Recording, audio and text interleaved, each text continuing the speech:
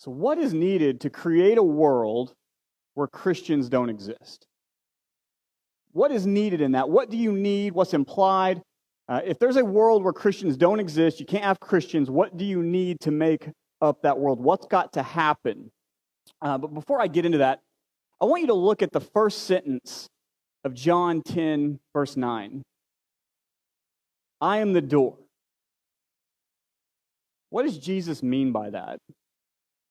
Just let that simmer in the back of your head. But we are social people. We like to belong to groups, or many of us do. There's a lot of introverts today, increasingly so, I think so. But we like to belong to groups. There's many groups you can belong to. A lot of us have hobbies or interests. Maybe some people get into a baseball card collecting group, single moms groups, all kinds of religious groups, Christian groups, whatever. There's all kinds of groups that people can be involved in. Yet, groups only exist if the power structures in the world, if the authorities in the world allow them to exist. All groups exist according to the power structures in the world. So if a government or the power structures and the authorities in the world allow these groups to exist, then they can exist. If they don't, the group can't exist. Simple as that. So we must ask then, what are the things that create power? Just trying to break this down. And remember, we're trying to understand the question is, how can you create a world where Christians don't exist? So what needs to be at play? What do you think is important in that for authority and things like that? What about narrative? Do you think that plays a role in that? You think about what the masses believe, that plays a role in this? Of course. Whether you're in some kind of democratic republic, a democracy, or you're some kind of dictator, what the masses believe definitely helps give you power, creates power, and sustains power. I'm going to break that down for a minute. If you're in a democratic republic or some kind of democracy, and you believe you're going to elect people as the masses, you're going to elect people that goes with your beliefs, right? You're going to elect people according to your beliefs because you can do that. If you're a dictator, though, you're going to be able to rule a lot better by control. And the way you control people is get them to believe whatever it is you want them to believe, right? So you got to put out a narrative. What they believe, what people believe, directly affects their authority, whether they get authority or whether they maintain authority and have less uprisings. The narrative is so important. Now, let's think about America for a second. America allows all groups to exist. You can be a Satanist. You can be LGBTQ. You can be Christian. You can be Muslim. You can go get together with any kind of group you want. You can go be at a church here. You can go to a church of Satan, whatever you want. What is the prevailing narrative for these groups to exist? What narrative do the people in America believe for all these groups to exist? Freedom, right?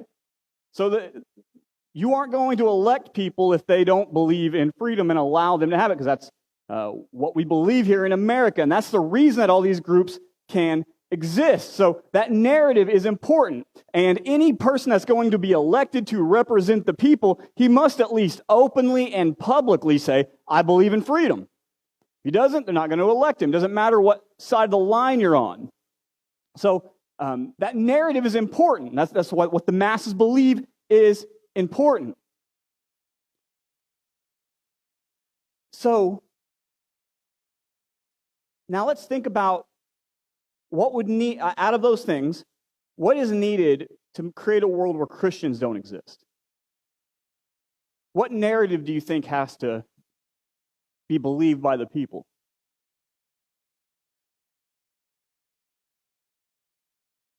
Jesus is a bad guy. Christians are a threat to the world. Something along those lines. That, in some form, needs to be believed. But the other thing is, it's not enough to just have beliefs. And by the way, these are satanic beliefs. If you don't believe that, if you believe Jesus is the bad guy, if he's evil, and Christians are the threat, this is not This is not a Christian belief. This is not a godly belief. It's a satanic, demonic belief.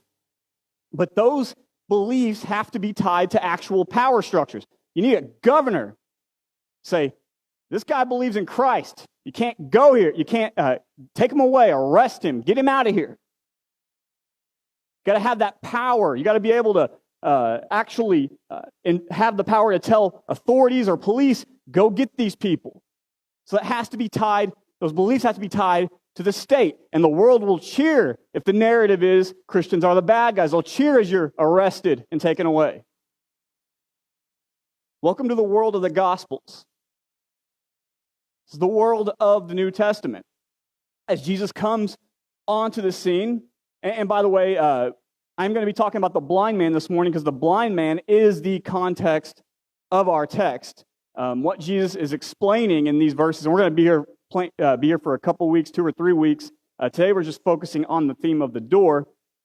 But what is happening with the blind man, Jesus is going to give commentary in our text on what just happened in the situation with the blind man. So we're going to talk about him a lot today. But as we get into the New Testament, the world of the Gospels, this is a place where the religious leaders are trying to create a world where Jesus and his followers do not exist. And by the way, that's why I said the satanic belief is tied to authority. They've said that they are the children of God because they're children of Abraham. Jesus responds with, or they said that, Jesus responds with, your father is the devil. So they have the authority and the power to actually do things against him. And they have satanic beliefs about Jesus. And so this is what's the narrative that the people believe? I mean, whenever you try to go to a text, I don't just isolate a text. I try to take everything that's coming in because there's a reason he keeps saying the same things over and over again.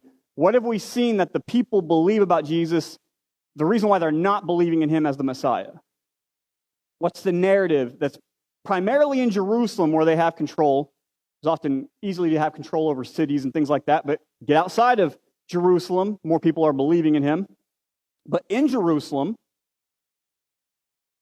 what's the narrative that they're all believing? John keeps saying it again and again. Well, they say Jesus is leading the people astray. He's leading the people astray. And they would actually use Moses, like, don't let someone come and lead people astray. So they would use Scripture to say that that's what Jesus is doing. He's leading Israel astray. He's wrong. He's the bad guy. He's the bad guy. Don't believe in him. He will take you away from God.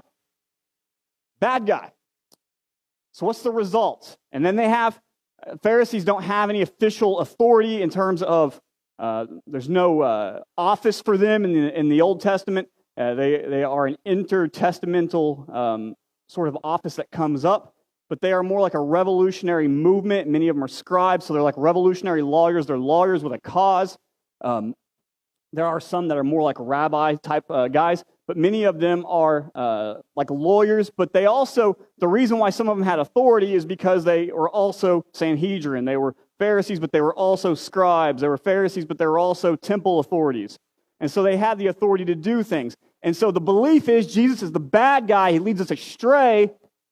What's the result? What do we see with the blind man? What are the authorities doing to people that confess Jesus? Yeah, silence.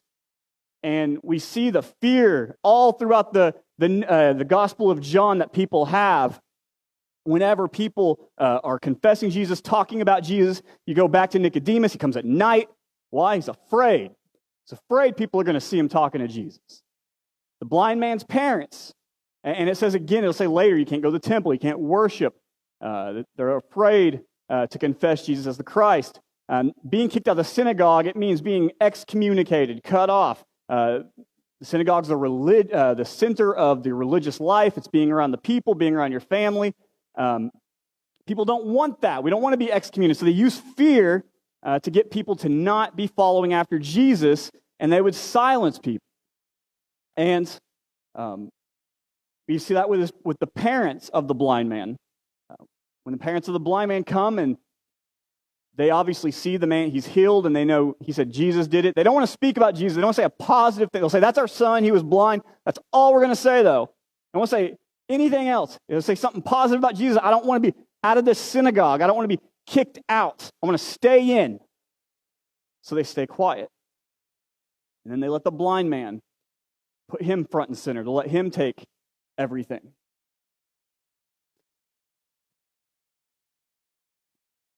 These miracles were like so amazing that they were just like this knife that just cuts through all the lies. You can tell where I was at when I came up with this illustration earlier this week.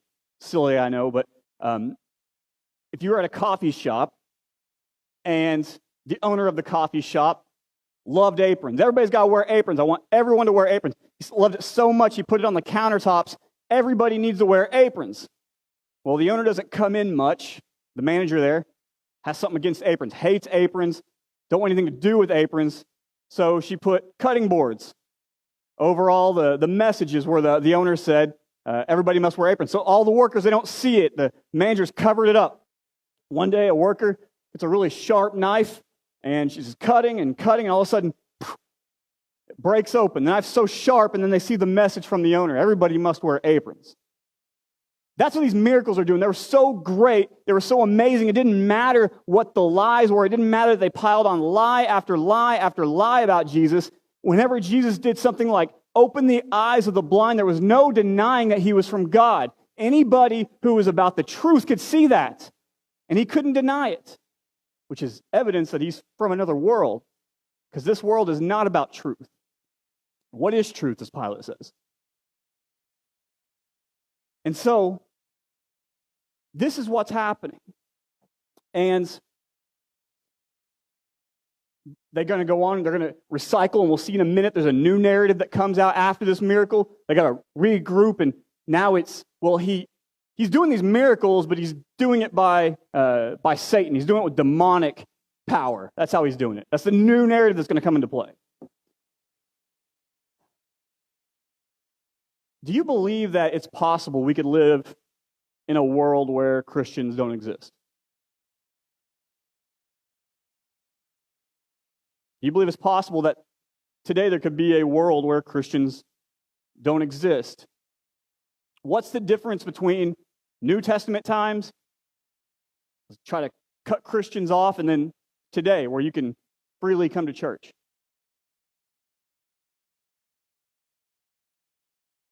There's a couple things. Well, one is when the gospel went out to the world by the apostles, Israel went out to all the nations, and they were sharing the gospel with other nations. Not a lot of people, not everybody believed, but eventually Christianity did get united to state power, and we talk about that maybe in a minute. But one thing it did is a lot of people didn't believe the gospel in the sense that they became believers in Christ, became new creations, new birth, all this, but it did change the morality of the world. At the very basic level, for a long time, and I know it's been changing recently, but for a long time, it's been believed that Christians are, good. It's good to go to church. It's good to be Christian. Jesus is good. That narrative's changed. New Testament, Jesus is bad. Recent times, Jesus is good. And obviously you don't want anything to do with Satan and things like that, or even just his ways. All of a sudden, in the New Testament times, what is truth? Lies prevail. All these beastly kingdoms overcoming everything. Now all of a sudden everybody believes that leaders should be about truth. It should be about honesty. Things should be about real true justice. All these new narratives started coming in the world, and Christianity started controlling the narrative over the world, and this started changing people's minds. And so, recently though, that narrative has been slowly changing, as I've been saying, over the centuries. Now, I am definitely for freedom. I'm pro-freedom. I'm not against it. I just want to say that what I'm about to say, when I say freedom is also good for Satan, I just mean freedom is good for everyone. It's good for everyone. Why? Because I'm not saying this should happen, but when Christianity was united with the state, when church and state were united, when the Roman Empire and Christianity were together, and the good thing that came out of that is that these satanic, demonic beliefs didn't allow to have reign in the world. They didn't allow to come in the world because there was governing power behind Christian beliefs. It could be off with your head for heretical beliefs, for things that were against Jesus, the things that were satanic and things like that, that could actually use the power of the government and the state. This is law. Christianity is law. You got to, this is, I'm not saying this is what we should believe, but that's what it was at the time. And then, so the narrative is controlled on what's good, what's right in the world, that Jesus is right. But then, all of a sudden, freedom comes. And at least freedom is a world where Satan can exist. Because his ways get into the world, he can start, and the people with money and stuff are the ones that have power. If he can just get to them, then all of a sudden, new narratives can come in the world, advertisement, all these things in different ways, new philosophies come into the world. And it takes a long time to undo what Christianity has done for so many centuries, but it's getting to that point, and it's slowly changing. And the world is slowly changing. Jesus isn't always the good guy. Christians aren't always the good guy. Often we're the bad guy in many places, and Christians don't always exist in many places in the world today. And what's happening is the world is slowly changing, and it changes. And what is happening today specifically is most Christians are just hypnotically entertained by so many things as the world's changing. Occasionally, we go look out the window and it's like, how'd that happen? How'd the world change? What's going on now? How'd this happen? Go back to whatever is entertaining us again, and it just keeps changing and changing and changing. So, I'm not for uniting church and state. I believe that only when Jesus is physically reigning and he is king, he's the only one that should have that ultimate power to unite all those things, because people are corrupt. I believe in a monarchy when Jesus is king, not anybody else. But I'll say this, Satan is not against uniting his beliefs with the state. And in a world of the Antichrist, Satan has power to say, oh, you believe in Jesus? Kill him. Don't say Jesus' name. Bow down to the beast. And so those things have to change. There can be a world, again, where people are rejecting Christ. The narrative has to change, which has been slowly changing for years. And then people in authority have to change the people's minds first, which slowly happens. Then they elect people that believe that, and then all of a sudden everybody wants it. And so that could happen, definitely. But what if I told you that when the world rejects us, and when the world rejects people for defending Christ, defending truth, what if I told you there's a whole nother door that you could walk into that opens up a whole nother world, a spiritual world? That's what we're going to talk about this morning, is this door. What is the door, and what does it open to? The blind man, he gets excommunicated out of the synagogue. He leaves, starts walking away, runs into a door, big door there. Opens it up, whole new world, a new spiritual world, a world where Jesus is king, a world of believers, a world where truth and justice and righteousness are what is the things that run in this world. The narrative of the world that Jesus is king, and we obey him above all earthly powers, above all spiritual powers and authorities. Jesus is ultimately the one we listen to. This is that world he walked into. I'm going to back up for a second. But when we get into John 10, that's what this text is about. There's two things going on. This is about, he got kicked out of the old, rejected from this old world, the physical world. We don't want nothing to do with you. And then he goes into this new spiritual world where Jesus is king and all this, and just physical too. But and so what John 10 is about is how to enter this new spiritual world and how this spiritual world operates. It's about how to enter this spiritual world and how this spiritual world operates. There's two metaphors he's going to use to do that.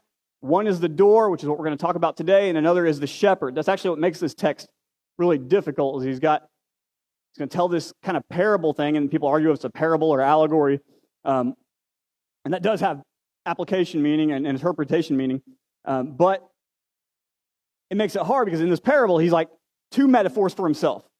And so today we're just going to talk about what it means to be the door. How do you enter this new spiritual world?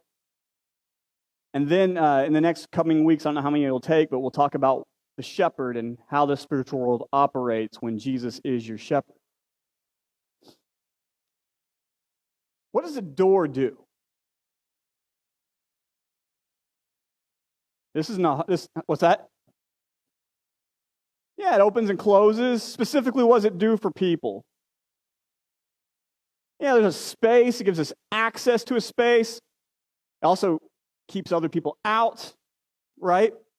So that's what a door does, what it functions to do. The more that you love a space that you want to be in, the more that you love that door when it's opened up.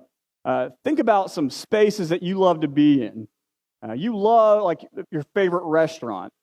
You love going to your favorite restaurant. You love when the doors are open and you can go in. Maybe you love your best friend. You love to go to their house and the door opens up and you're welcomed. I was reading this text. There was so much application for myself in this, and I appreciated it so much because I'm not used to doors opening for me.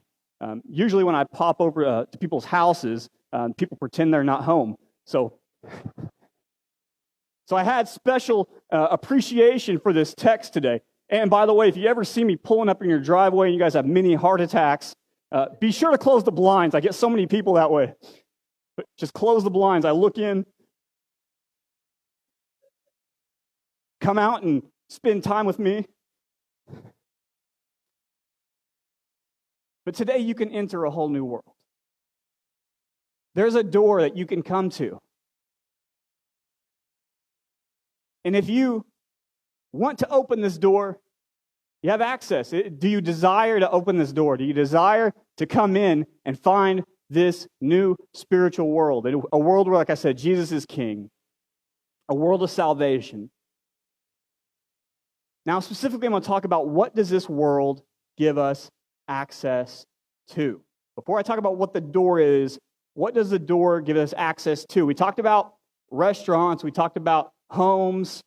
What does this door give us access to?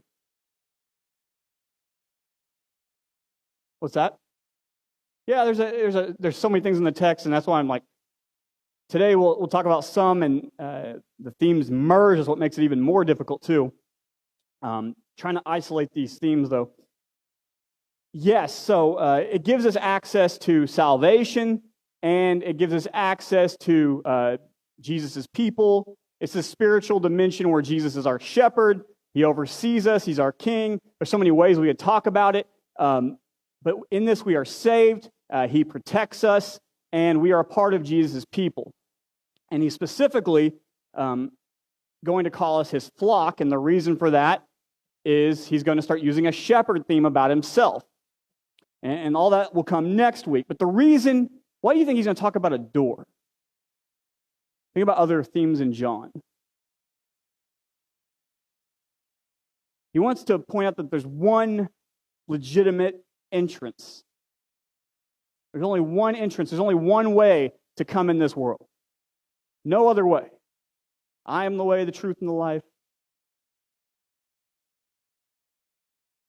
Look at John 10, verses 1 to 3. Is that coming up? Oh, that's hard to read, huh? I'll read it for you if you don't have John 10 open. I want you to see that this is about access to a space, and it's about an entrance. There's an entrance to the flock. Truly, truly, I say to you, he who does not enter by the sheepfold, by the door, but climbs in another way, that man is a thief and a robber. But he who enters by the door is a shepherd of the sheep. Now, he says shepherd here, but he's going to apply it to the sheep later going through that door. That's why it gets hard, because he's a shepherd, but he's also the door, like entering himself, like, okay, the things I joyfully get to do every week. I love it, but it can be hard sometimes. To him the gatekeeper opens. The sheep hear his voice, and he calls his own sheep by name and leads them out. So there's a door. There's an entrance to this flock. And so throughout history, people have argued about what is the entrance? What is the entrance? What is the door? How do we become God's people? How do we get saved? How do we know God? Where is the door? Where is the entrance to that? Where is the entrance to salvation? If you ask Muslims, they'll give you a picture of God's like on the mountaintops, and he dropped his Quran down. And if you want to open that door, you want to be with God, you want to be with his people, follow the Quran. It'll lead you up the mountain to him. You'll have access. In our text, the Jews have been saying over and over again, Moses is the key. Follow Moses. Follow the law. You do that, the door will open up. You'll be saved. You'll be with God's people. Also be physical descendants of Abraham. You do those things, and the door is going to open up. You'll be a part of that flock. Jesus says something a little bit different, but the summary is basically the will of the flesh. There's something you got to do to make you a child of God. Something you got to do to be saved. Something you got to do to become spiritually alive. That's what the focus is on with any other place. That's what John at the very beginning is very quick to say. You become a child of God not by the will of the flesh, but by the will of God. Look at 10:9. What is the door? I am the door. If anyone enters by me, he will be saved, and he will go in and out and find pasture. So think about what he's saying. You enter this door, you will be saved. He's the door. He is telling us about the most important door you will ever open in your life, and it comes through him. It comes through him. He's the most important door you'll ever open. If you want to open this door to a whole new spiritual world, you have to come to Jesus. Do you want to do that today? I know some of you have, and you've been involved, and you've become spiritually alive, and you know what it's like to know Jesus and his people, and have a whole new set of come alive and have a whole new set of rules govern you in your life. But maybe not everybody has. And would you like to open this door this morning? We know Jesus is the door. You got to come to him to open it. Now the question is, how do you get that door open? Jesus is the door. You go to him. Salvation on the other side. How do you get it open? There's two right answers to this question. What do you guys say? Faith. Definitely think that's one. And I think there's two, like I said, two right answers to this question. Faith is right. If you believe the door will open for you this very moment. If you believe if you have believed, you're already in, and if you will believe, the door will open for you this very moment. That's a reality. Jesus told the blind man, before that door opened, do you believe in the Son of Man? John 3, whoever believes in him will not perish, but have everlasting life. So yes, belief does open the door. I'm the type that, because I know some people will go, they have like a theological system, and every text they go to, they'll kind of bring those to bear on that text. Like when John says belief in other places, I hammer belief on it. That's the point that God's wanting to make through John, and so I hammer belief. But here he's making 2 points, and I have to take the whole text together. And he gives us another reason that people enter the sheepfold. And it's not just belief. What's needed for a toy to work? Man, you guys went right to the right answer. If I ask my daughter, though, what do you think she's going to say? The power button, right? You hit the power button, toy comes alive. But she hits the toy, some of her toys, hitting the power button, it just stays dead, not coming on. What she doesn't know is all her toys that make sound, which I believe are from the synagogue of Satan, I have removed those batteries out of that, and they don't work. Please stop making those, whoever is. Nobody watches this, so no one's going to hear that. But yeah, those toys are annoying. But the point I have with this is there's an order to things. There's an order to things. It's true, you believe the door's going to open. But that's not the batteries. Something must happen before belief. Here in a moment, Jews are going to come to Jesus, and people are again perplexed as if Jesus hasn't said enough, done enough about himself for people to believe. And they say, just tell us plainly if you're the Christ. Jesus says, I have, but you don't believe. Okay, that's normal for everybody. Okay, got that part. That's great. Then he goes on to tell us something that is kind of shattering for some people about the relationship of his people in faith. And there's something that precedes faith to being his people. Look at John 10:26.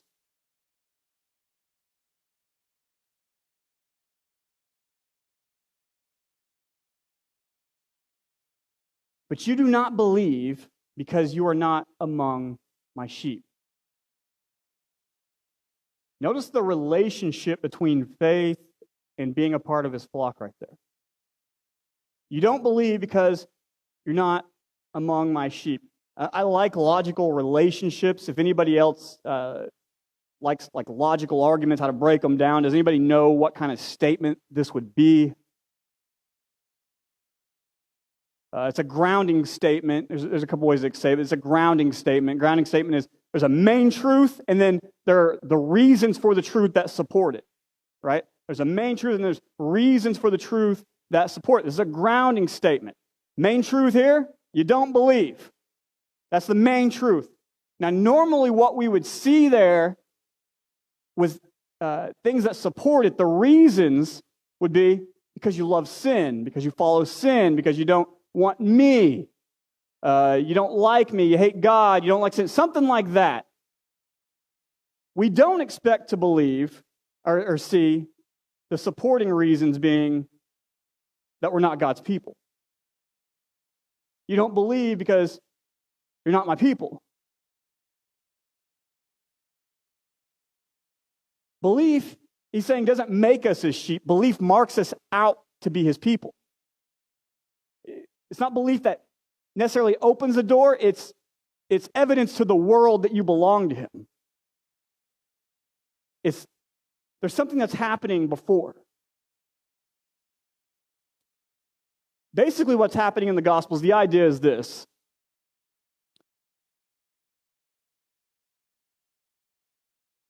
Whenever someone believes in the Gospels, in Jesus, that's not what made them God's people.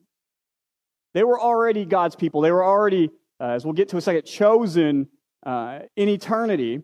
And what Jesus is simply doing is he's just gathering up the people that believe. He's gathering up his people. He's just simply gathering them up. Look at 29. My Father who has given them to me. See that? My Father gave them to me. So that door opens. It's already been determined to open for you before Christ even came to the world, before the world's even created. There is a covenant between the Father and the Son, and everybody on earth. If it were left up to us, we would reject God, reject Jesus, reject him. We don't want nothing to do with him. And God, out of his mercy and his love, has decided to give some of us life, even though we didn't want it, and we didn't go like unwillingly. There is a change that happens in that. We come alive and we see the error of our ways. But there is a choosing by the Father. The Father gives them to the Son, and the Son comes, gathers them up, and saves them. This is what's happening in the Gospels. It's not up in the air whether someone believes. And so you go back to the blind man, and the blind man, he's a part of this new world. He's a part of Jesus' sheep, and so One thing, he's committed to the truth. He can't deny this miracle that's happened. He's committed to that. He's a part of this new world. He's a part of Jesus' flock. And he knows that Jesus knows that he can't deny Jesus. He's his sheep. So he watches as the world rejects him. And then as it does, he comes and he just swoops him back up into his flock. And when he comes to him, he doesn't say, my Father gave you to me. He doesn't say, you've been chosen. He asks, do you believe? Do you believe in the Son of Man? So the next few weeks, what we're going to do is we're going to see how this new world operates. But one thing I just want to say to just give you a glimpse of where we're going is that it operates in love. If you think about the world, he calls them thieves. They are robbers. They come to kill and to destroy. That's what they want to do to you. That's what they want to do to others. They have desires within themselves, and they're going to use you to just rob you, eventually kill you, throw you away. But Jesus governs in a different way. He operates in love. He operates in love. He's going to protect us. Not necessarily physically, but he's going to protect us from the wolf of heresy. He's going to protect us from the wolves that want to destroy our faith. He's going to guard us, keep us from going down those paths. But then there comes a conundrum in this, because what does hate, with the world likes to hate, they want to kill, destroy. What does love want to do? Give life. Jesus says, I came to give life and give it abundantly in this text. That's what Jesus wants to do. That brings up a conundrum, because we've been sentenced to death. The soul that sins shall die. Anyone who eats of this tree shall die. We all ate that in Adam, so we're all sentenced to death. Jesus wants to give life. The solution we find is that the shepherd must lay down his life for the sheep. Let's pray.